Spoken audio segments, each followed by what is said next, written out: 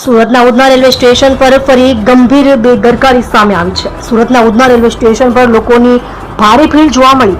હોળી ધૂળેટીના તહેવારને લઈને ઉત્તર પ્રદેશ, રાજસ્થાન, બિહાર, મધ્યપ્રદેશના પરપ્રાંતીય લોકો વતન જવા રવાના થતા ભારે ભીડ જોવા મળી.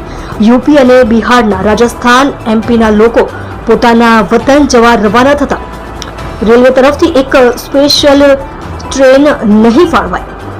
હોળીના તહેવારને 12 દિવસ બાકી છે ત્યારે ઉધના રેલવે સ્ટેશન ઉપર લોકોની ભીડ જોવા મળી રહી છે, જેમાં રેલવે પોલીસ અને સ્થાનિક પોલીસ જાગૃત થાય તો ભીડને કાબૂમાં લેવાય.